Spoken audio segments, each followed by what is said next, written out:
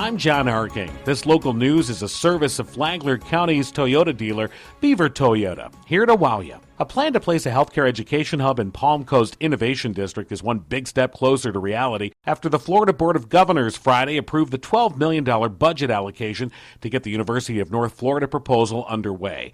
The Jacksonville-based school describes UNF MedNext as a way to consolidate healthcare disciplines, technology development, research, and analytics into a collaborative hub of educational learning, development, and placement of students, as well as a hub of scholarly and technological advances in the healthcare field. The plan now heads to the Florida legislature for approval, and Republican State Representative Paul Renner says while it will have a lot of support, no one should pop champagne corks just yet. It's a little bit bigger than just Flagler County. It goes all the way up to Nassau County, so it's a very regional approach to try to address our healthcare needs in training. It's a larger request in terms of money, but it's also a large area that's making the request. So from that standpoint, I think it's doable. But I don't want to predict victory. I'd rather under-promise and over-deliver than over-promise and under-deliver. And so we just have to wait and see whether we can get it done. The proposal involves a multi-level partnership between the university, the City of Palm Coast, Advent Health, the Flagler County School District, and others. Flagler County Administrator Jerry Cameron says if it does move forward, UNF MedNext would represent the biggest thing to happen to the county in decades. This portion of Flagler's Morning News brought to you by the Daytona Beach International Airport, Delta Airlines nonstop to Atlanta, and now nonstop service to New York City via American Airlines. A decorated sheriff's deputy is arrested and suspended without pay. With more, here's Tony Magoo. A Flagler County Sheriff's detective who had just received yet another commendation for his service has been suspended without pay for an arrest this weekend on charges of disorderly intoxication and resisting arrest without violence. A St. Augustine Police Department officer was patrolling in the area of the White Lion on Kuna Street in St. Augustine when around 2 a.m. Saturday morning, he was flagged down by a White Lion staff and told by the manager that a man and a woman were refusing to leave the bar. Richard Petkovsik, a Flagler County Sheriff's detective, was in the middle of a screaming match with the bouncer.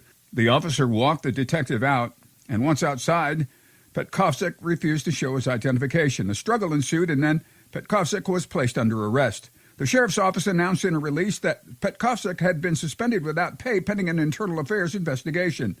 Just last month, he was among the recipients of a unit commendation, an award he also received in 2017, along with a meritorious service award. For Flagler's Morning News, I'm Tony Magoo. And the end of construction on State Road A1A is finally coming into focus.